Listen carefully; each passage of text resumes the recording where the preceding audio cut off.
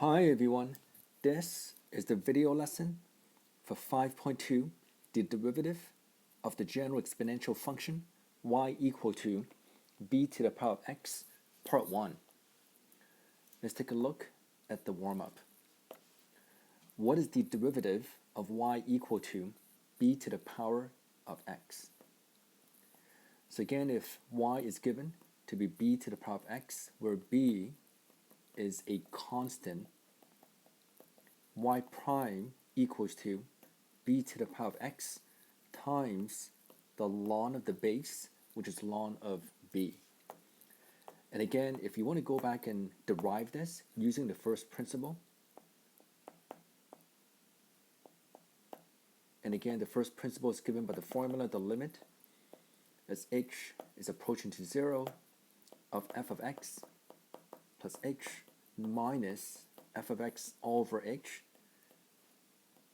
We'll leave that to you, but you will get the same general derivative. Now for number 2, it says what is the derivative of y equal to b to the power of f of x. So in general, if you apply the chain rule, which again we've talked about from the past,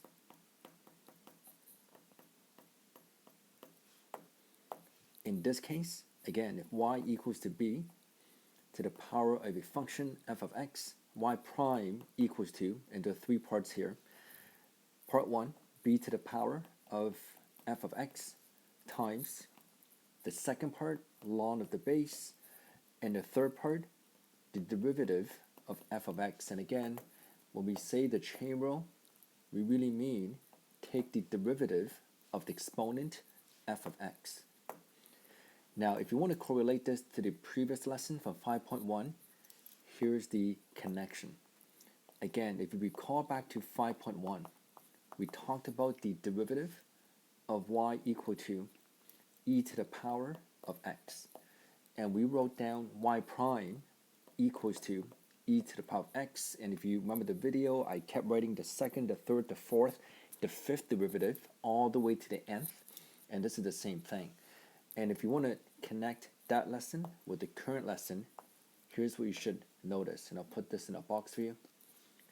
So again, if you think about y equal to e to the power of x, in this case, the base, which is b, that's going to be e, which is 2.7 approximately. So when you find the derivative y prime, again, you follow the 3 steps. And you can think of it as the general case as well.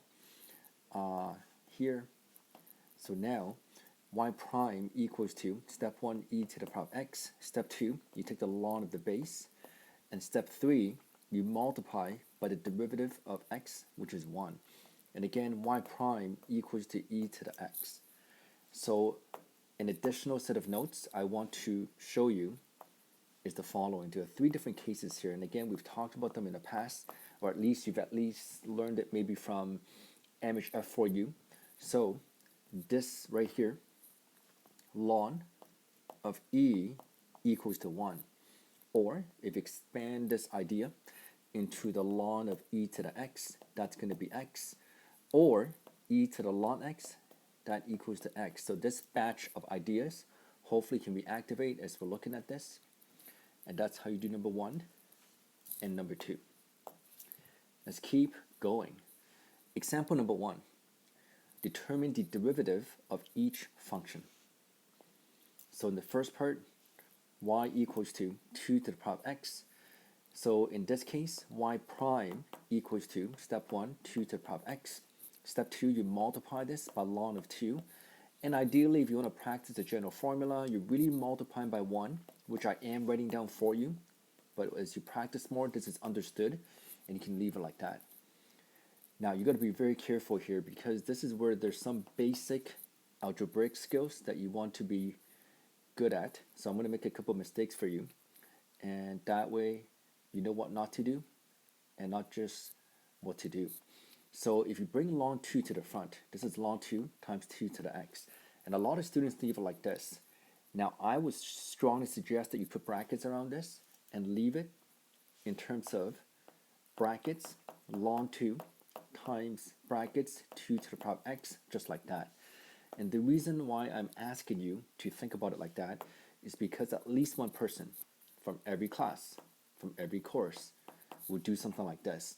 They look at this and they say, oh, I remember exponent laws. My teacher taught me back in the days, this is going to be 2 to the 1 times 2 to the x, and they make this connection that this is ln 2 of x plus 1. And I'm just here to tell you this is simply not true. So again, really important, you know what not to do in addition to what to do. Part B, y equals to 2 to the power of 2x. So again, in this case, the 3 steps. Step 1, you copy this, 2 to the power of 2x. Step 2, you multiply, but the ln of the base, ln 2. And step 3, you multiply by the derivative of the exponent. And in this case, when you differentiate 2x, that's going to give you 2. Again, here comes the final answer. You want to rewrite this with the numbers at the front and x at the end. So this will give you 2 ln 2, which I'll put a set of brackets around, times, in brackets, 2 to the power of 2x, just like that. And again, form this habit. Write them with the numbers or coefficients at the front and x at the end. Let's keep going. Part C, y equals to 2 to the power of x squared. Again, three steps. Step 1, you copy this. Step 2, you take the ln of the base, so it's going to be ln of 2 in this case. And the third step, you take the derivative of the exponent, and when you differentiate x squared, that's going to give you 2x. Here comes the final answer. Again, let's separate all the numbers from all the unknowns. So if I just color code them for you, notice y prime equals to brackets 2 times ln 2, close the bracket, times x times 2 to the power of x squared, close the bracket, just like that. And again, I'll put a box around this. Now, part D, your turn. You can do it. It starts with a belief, and you're going to follow with action. So I believe you can do this. Press pause, try this, and when you're done and you press play again, I'll be right here. Okay, here we go. To find the derivative, again, it's going to write down the idea that you have learned from before in combination with the new lesson. So yes, you are thinking about the product rule. There are 2 parts, and inside the product rule comes the new rule. So again, there are 5 steps here. The first step is to differentiate the first part, which is x. That's going to give you 1. Step 2, going to copy this, 2 to the power of x plus 1. Close the bracket, put a plus sign.